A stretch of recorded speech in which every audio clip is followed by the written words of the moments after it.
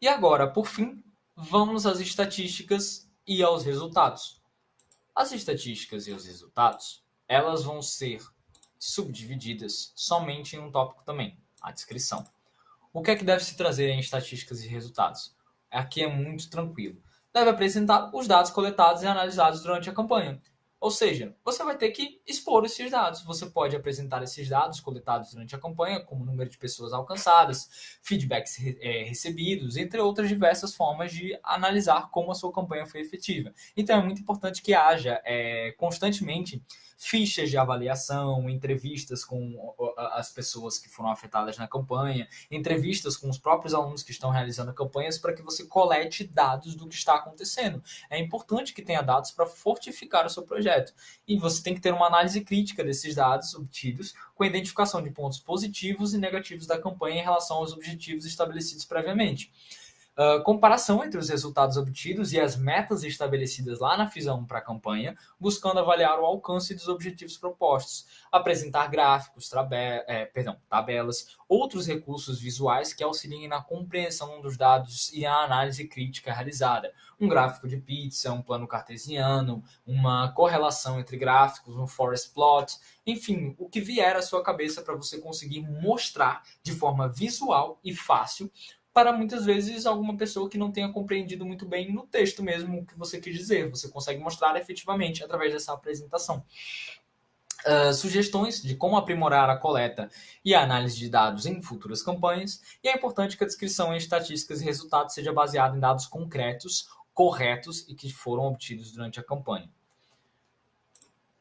Por fim, vamos à produção científica. Nesse caso, não houve produção científica, mas a produção científica ela seria justamente uma descrição que deve apresentar resultados obtidos durante a campanha em relação à produção de conhecimento, ou seja, uma conclusão que se foi tirada desse projeto. Um exemplo, apresentar resultados obtidos em relação à produção científica, como o número de artigos publicados, apresentações em eventos científicos, entre outros. Ou seja, o que é que isso rendeu? Esse projeto ele foi apresentado em outros momentos, ele foi publicado, o que é que ele teve de produção de material científico realmente? Ele ficou somente nessa ideia da FISA ou ele conseguiu ser apresentado num congresso, numa mini AG, numa Assembleia Geral, enfim. Uma análise crítica dos resultados obtidos com a identificação dos pontos positivos e negativos da campanha, comparação entre os resultados, enfim, ele se assemelha um pouco às estatísticas e resultados, mas aqui você vai trazer informações de como você conseguiu criar produção científica, ou seja, válida, publicações, apresentações, layers, enfim, até materiais de vídeo, produção de capítulos, que você tiver conseguido para transformar em produção científica informativa, você vai incluir aqui. Novamente, agora nós temos o cronograma. Contudo, este cronograma aqui, ele é o cronograma efetivo, não o cronograma que se esperava, mas o cronograma como de fato aconteceu. Aqui a gente já tem alguns detalhamentos maiores em comparação ao cronograma da FISA que estávamos analisando na plataforma solar. Vamos até tentar fazer aqui um comparativo do cronograma da FISA 1 com o cronograma da FISA 2, para ver se ele bate. Nós temos aqui 1, 2, 3, 4, 5, 6, 7, 8 tópicos. Aqui temos 1, 2, 3, 4, 5, 6, 7, 8 tópicos também. Os horários, eles batem, e eles são horários que estão batendo. Não houve diferença nem alteração nas datas e nos horários.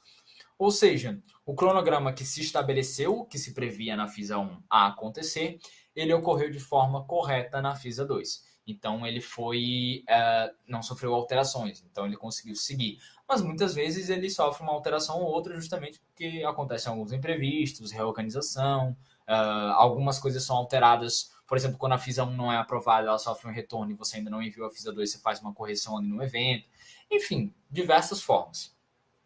Aqui na parte de orçamentos não houve uma especificação, mas o orçamento, como vocês já sabem, ele agora deve descrever detalhadamente os recursos financeiros necessários não que se estipulava, mas que foram devidamente utilizados, como custos diretos, que incluem os gastos com insumos, materiais e equipamentos necessários para a realização da pesquisa, produção científica, ou então para a realização do evento. Se a campanha envolve coleta de dados, coleta de sangue, é necessário considerar os custos com materiais de coleta, transporte e armazenamento.